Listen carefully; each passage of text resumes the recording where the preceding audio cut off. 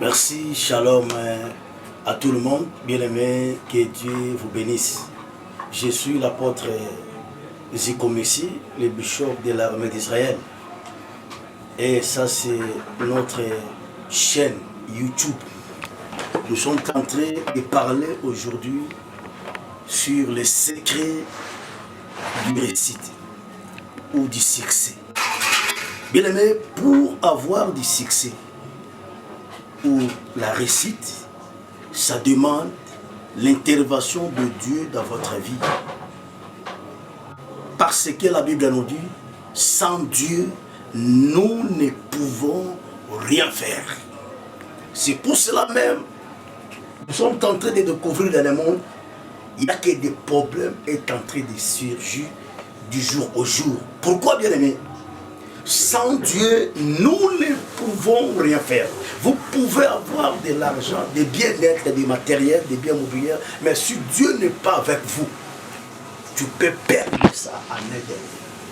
C'est pour cela, la Bible nous dit, dans le livre de 1 Thessaloniciens, chapitre 5, le verset 17, prions sans cesse.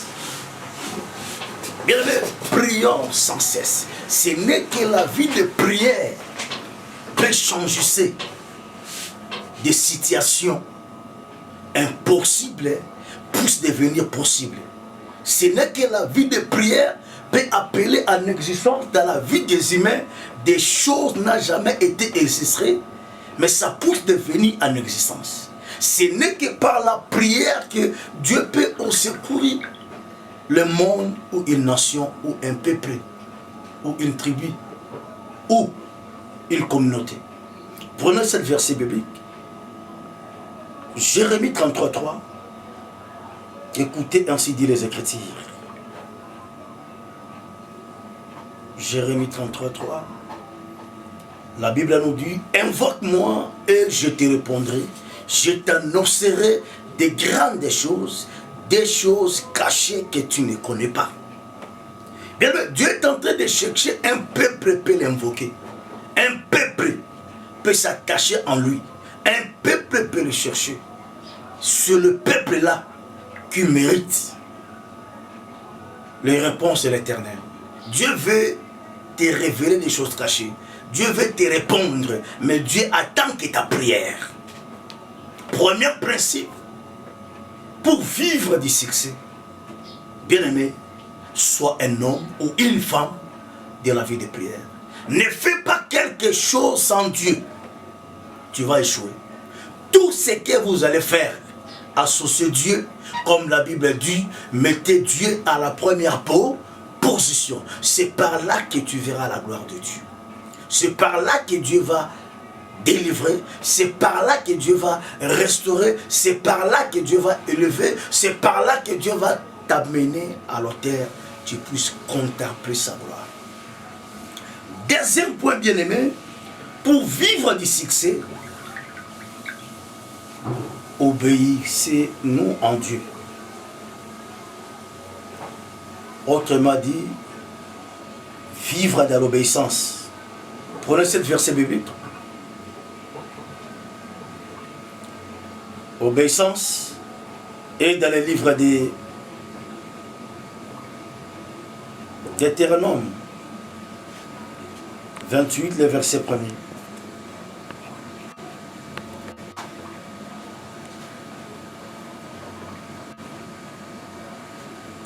La Bible dit, si tu obéis à la voix de l'Éternel ton Dieu, en observant et en mettant en pratique tous ces commandements que je t'ai prescrits aujourd'hui, l'Éternel, ton Dieu, te donnera la supériorité sur toutes les nations de la terre. Voici toutes les bénédictions qui se répandront sur toi et qui seront ton partage lorsque tu obéiras à la voix de l'Éternel, ton Dieu. Tu seras béni dans la ville et tu seras béni dans le champ. Bien aimé, la deuxième force pour attirer la grâce, pour vivre du succès dans la vie, obéi dans la voix du Seigneur. Il y a nombreux de gens ont échoué dans leur vie, même en vie, ont rencontré la mort, la souffrance, la misère, à cause de la désobéissance à la parole du Seigneur. Dieu, c'est un Dieu jaloux. Dieu respecte un peuple qui obéit dans sa parole. Dieu honore celui qui l'honore. Celui qui met sa parole en pratique, c'est lui-là que Dieu va l'honorer. Celui-là doit voir la gloire de Dieu. Celui-là, il est tenté de mériter, d'expérimenter sa souveraineté à cause de l'obéissance. L'obéissance est la deuxième clé pour vivre du succès. Bien aimé, celui qui n'obéit pas en Dieu ne peut jamais vivre du succès avec Dieu. Je vais te montrer un homme dans la Bible, dans le livre de Jonas. Jonas chapitre 1er, de verset 1 à 3e verset.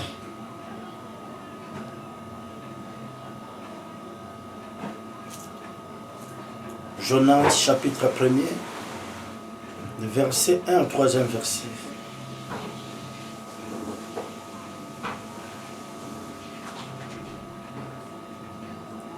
Jonas, chapitre 1er, les versets 1 à 3e verset. La Bible nous dit, la parole de l'Éternel fut adressée à Jonas, fils d'Amitai, en ces mots. Lève-toi, va à Ninive, la grande ville, et crie contre elle, car sa méchanceté est montée jusqu'à moi. La Bible dit, et Jonas s'élevant pour s'enfuir à Tarsis, loin de la face de l'Éternel. Et il descendant à Japon, et il trouvant un navire qui allant à Tarsis, et il payant le prix du transport et s'embarquant pour aller avec les passagers à Tarsis, loin de la face de l'Éternel. Verset 4, la Bible dit, mais l'Éternel fit souffler sur la mer un vent impétueux, et il s'élevant sur la mer une grande tempête, les navires menaçant de faire naufrage. Bien aimé, comprenez-nous cette verset biblique. Dieu l'a prédestiné pour Ninive, mais Jonas fut pour aller à Tarsis. La Bible dit, à Tarsis, Jonas était loin de la face de l'Éternel. C'est là où la Bible dit, loin de Dieu, c'est l'iniquité, ainsi l'injustice. Bien, mais quand tu n'obéis pas à la voix de l'Éternel, absolument, tu es loin de la face de l'Éternel. Loin de la face de l'Éternel, Dieu n'est pas avec toi. Parce que tu n'as pas obéi à sa voix. Et quoi était arrivé dans la vie de Jonas? Quand il a rencontré cette navire pour aller au Tarsis, il a payé aussi son billet. Il a embarqué avec les passagers et des grands commerçants. Mais en arrivant au bout de la mer, la Bible dit, l'Éternel souffla. Un vent impétueux. Et ce vent a commencé à menacer leur navire. On a vu le naufrage en live. Les commerçants, on a commencé à jeter leurs marchandises. En jetant, on a commencé à subir des pertes. Pourquoi des pertes? On avait associé Jonas. Mais je vais dire une chose. Cette année 2021, écartez-vous avec toutes les hommes et de femmes qui sont comme des Jonas. Peut détruire ton avenir, peut détruire ta destinée. Mais attache-toi avec des hommes qui craignent Dieu. Les hommes qui obéissent en Dieu. Les hommes qui ont des côtes divines à l'insu de l'Éternel. C'est parmi ces gens-là, si tu sois là, Dieu va vous amener vers l'accomplissement de sa destinée pour votre vie et vous allez vivre sa volonté parfaite, non permissive. Jonas a vu la volonté permissive de Dieu à cause de la désobéissance. On a tiré au sort. Qui nous a tiré cette malheur? Leur question, parce que leur conscience était revenue pour savoir d'où vient notre malheur. Bien aimé, dans ta vie, il faut chercher à savoir d'où vient tes malheurs. Depuis quelle année, depuis quelle époque, depuis quelle situation, quel acte tu avais posé pour que les malheurs arrivent. Et c'est là où vous allez prendre la résolution et c'est là où aussi vous allez prendre la solution. Qui nous a tiré cette malheur? C'était leur question. Des grands commerçants, après avoir jeté leurs marchandises, la Bible dit, on a tiré au sort, le sort est tombé sur Jonas. On a demandé à Jonas, qui es-tu? Jonas a répondu, je suis un hébreu. Je suis loin de la face de l'Éternel. Ces hommes ont dit, pourquoi tu as fait ça? Jonas a répondu, jetez-moi seulement dans l'eau. Les tempêtes vont se calmer. Parce que c'est moi qui ai la cause. Bien, mais pour que Jonas puisse accepter qu'il est la cause, il fallait que ces gens puissent revenir dans leur conscience à reconnaître qui nous a tiré cette malheur. Quand on a reconnu qui nous a tiré cette malheur, on a posé cette question et c'est par là que Jonas fit accepter. C'est lui. Ces hommes ont dit en Dieu, ô éternel Dieu du ciel et de la terre, cet homme a dit, on puisse la jeter sur la mer. Que ce sang ne tombe pas sur nous. Bien aimé, on a jeté Jonas dans la mer. Et la Bible dit, en l'instant, les eaux se calmaient. La tempête fit s'abaisser. Pourquoi? C'est lui qui avait amené la malédiction et partir. Quand tu vis avec des hommes et des femmes qui amènent la malédiction dans votre vie, dans ton entourage, dans ta famille, dans tes entreprises, dans ta nation, dans ton gouvernement, dans votre armée, dans vos affaires, bien aimé, ces gens-là seront la cause de votre malheur. Les malheurs qui pouvaient venir très fortes, les malheurs fuient s'arrêter. Et Dieu a laissé ces gens calmer. Les promoteurs de la malédiction qui était Jonas, Dieu a dit au grand poisson, va avaler cet homme. Les poissons a avalé Jonas. Jonas a traversé 3 jours sur la scène du poisson. Non manger ni boire. Des Chroniques 20-20, la Bible dit, confiez-vous à l'Éternel, vous serez enfermis, à ses prophètes vous réussirez. L'Éternel avait voulu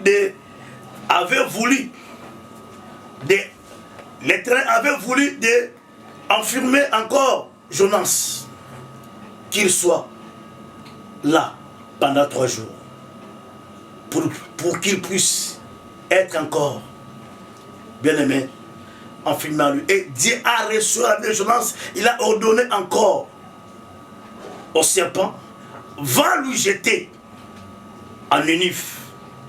Bien-aimé, tu ne peux jamais fuir l'appel du Seigneur. Tu ne peux jamais fuir l'orientation de Dieu. Tu ne peux jamais fuir l'ainsi dit l'Éternel. La Bible dit, le monde nous dit, les malheurs corrigent que les conséquences. Quand Jonas était corrigé, cette fois-ci Jonas a dit, je dois aller dans mon destination. Là où Dieu m'avait envoyé. Pourquoi? Il vient de traverser 3 jours de jeûne et prière sur la scène des poissons.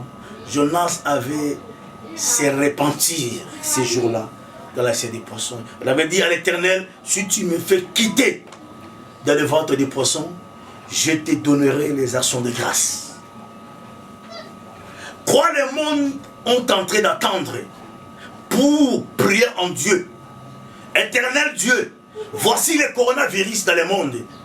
Nous les autorités, nous, les grands dirigeants du monde, nous te disons, si tu as enlevé ces grandes malédictions dans le monde, nous te donnerons les actions de grâce. C'est là où Dieu va descendre pour agir. Mais aucun dirigeant du monde s'élève pour déclarer ces choses à l'Éternel.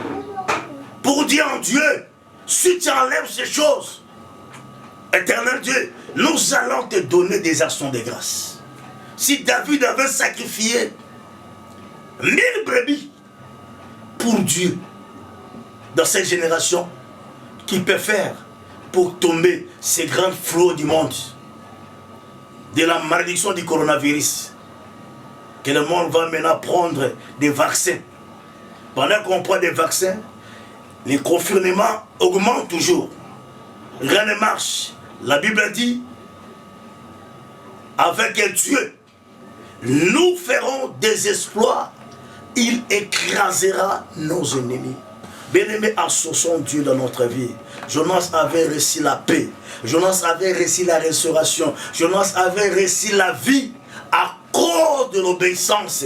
Quand il était rebelle devant Dieu, à désobéir, Jonas avait subi des grandes tempêtes. Pareillement avec la femme de Lot.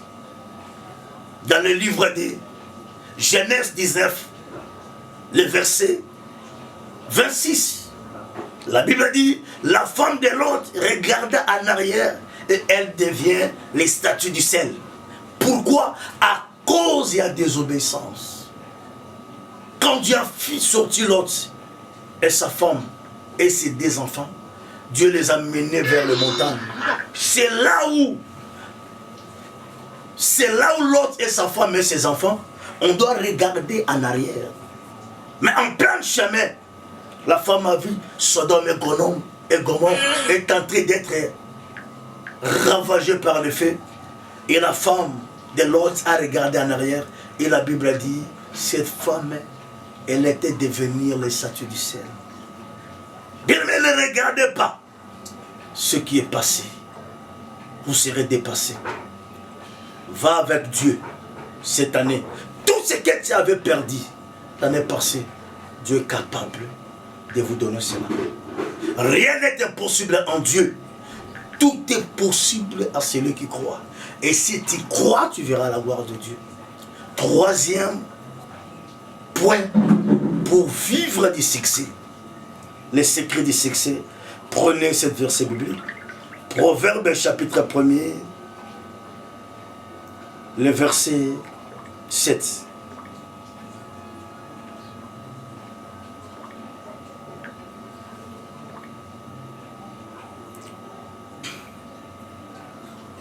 La Bible dit, la crainte de l'Éternel est le commencement de la science. Les insensés méprisant la sagesse et l'instruction. Bien, la Bible dit, la crainte de l'Éternel est le commencement de la sagesse. Bien, mais le commencement de la science, les insensés méprisant la sagesse et l'instruction. Accroche-toi en Dieu. Ce Dieu va restaurer ta vie. Ce Dieu va ramener la paix dans le monde, dans des nations. Ce Dieu qui va amener la joie. Ce Dieu qui va amener la bonheur du succès dans nos vies. Car la Bible dit, si Dieu est pour nous, bien-aimé, qui sera contre nous? Personne. Si Dieu est pour tout, sur la terre des vivants, puis on m'a dit, on peut tomber 1000 à gauche, 10 000 à droite, on va t'attendre jamais. Parce que Dieu est avec toi. Dieu est là pour te délivrer. Dieu est là pour te protéger. Dieu est là pour faire tout ce qui est bon, merveilleux dans votre vie, dans tes affaires, dans tes projets, dans le monde. Bien-aimés, accrochons-nous au Seigneur. Car il est écrit, si Dieu est pour nous, qui sera contre nous? La Bible n'a dit personne. Bien-aimés, personne. Dieu soit avec nous. Personne n'est là. 4e point, pour cas du succès, prenez cette verset biblique. Soutiens les pauvres, les orphelins. Soutiens le veuf, des personnes vulnérables. Prenez cette verset biblique. Proverbe 19, le verset 17.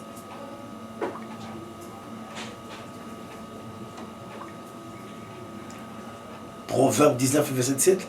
La Bible dit, celui qui a pitié du pauvre, prête à l'Éternel, qui lui rendra selon son œuvre. La Bible dit, celui qui a pitié du pauvre, prête à l'Éternel. Quand tu donnes un pauvre, bien aimé, tu prêtes en Dieu. Dieu te rendra selon tes œuvres. Car Dieu est amour. Dieu est riche à bonté, riche à miséricorde. Dieu est compassion. Dieu c'est la compassion. Dieu c'est l'amour. Dieu c'est la charité. Toutes ces choses, bien aimés, quand tu es en train de pratiquer ça, la grâce et la faveur de Dieu sera au milieu de vous. Dieu marchera avec toi. Dieu va combattre ce qui te combat. Et Dieu fera des grandes choses dans votre vie. Pour comprendre que Dieu va combattre ce qui vous combat, et Dieu va faire des grandes choses dans votre vie, prenez cette verset biblique. Malachie 3, le verset 11.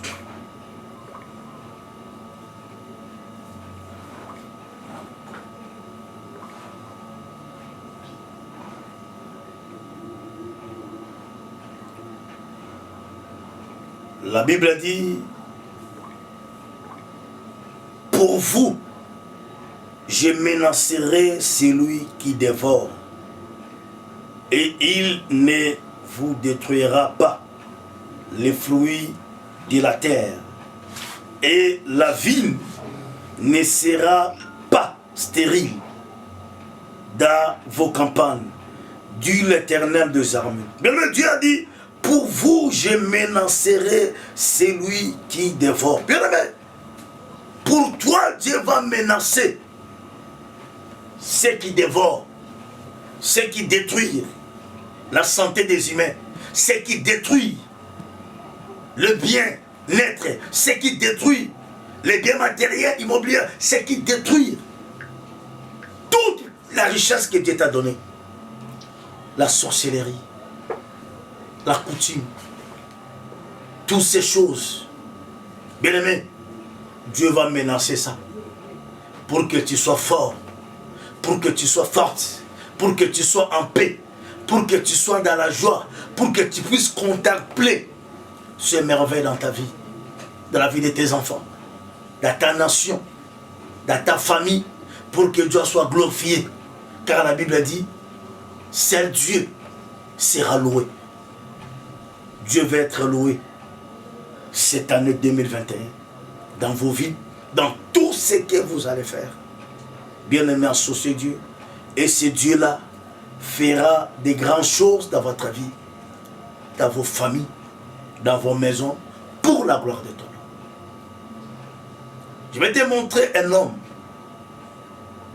Il était aussi un homme qui avait concentré sa vie pour Dieu. Dieu l'a appelé l'homme selon mon cœur. Cet homme, c'est David. 2 Samuel, chapitre 9, le verset 1er jusqu'à la 3e verset.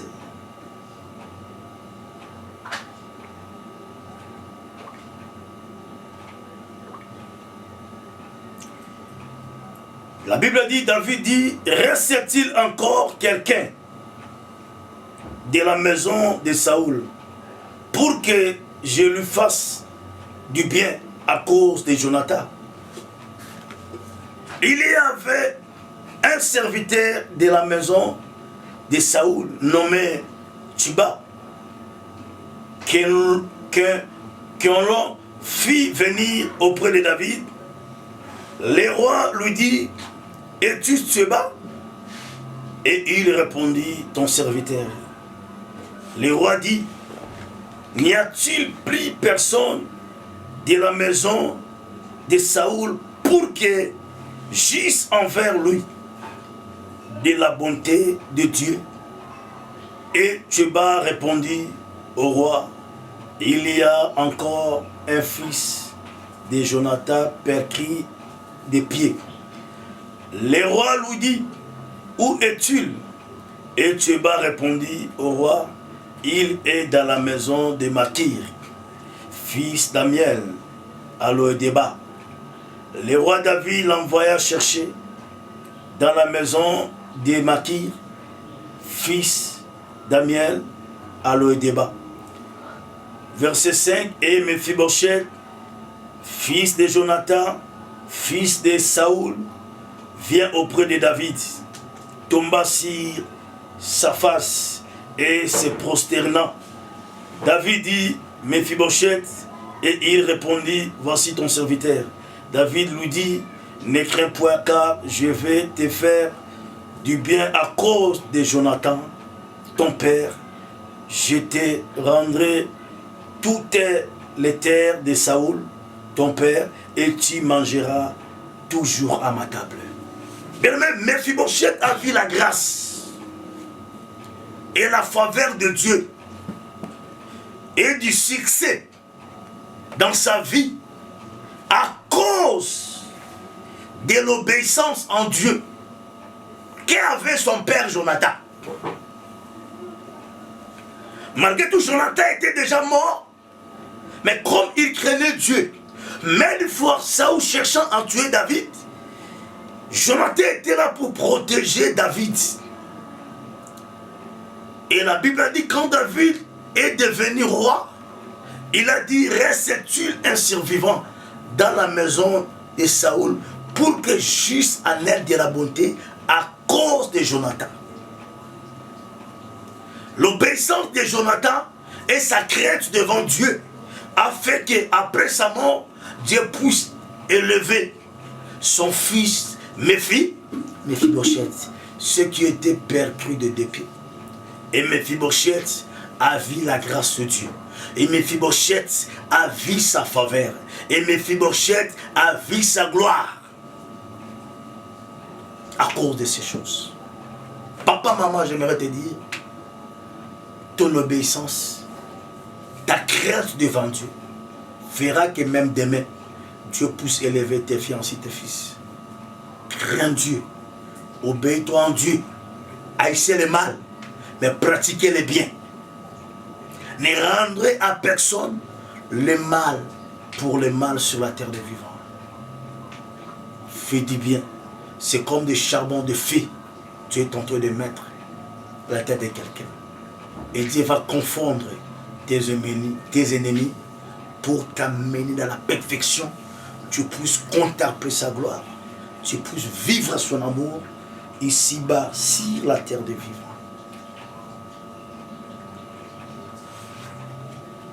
Prenez notre numéro de téléphone.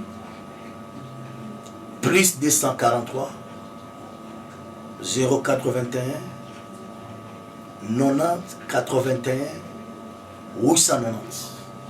Plus 243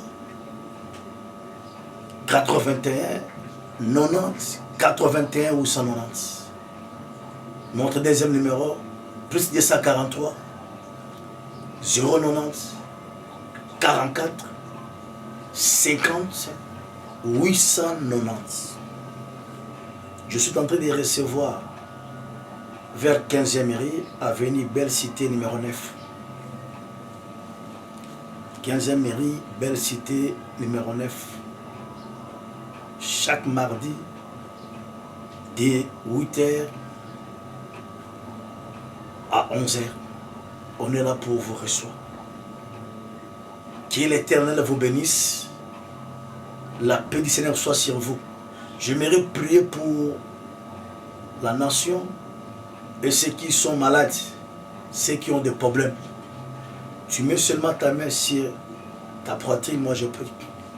Éternel Dieu Tout-Puissant, ta main invisible règne dans le monde.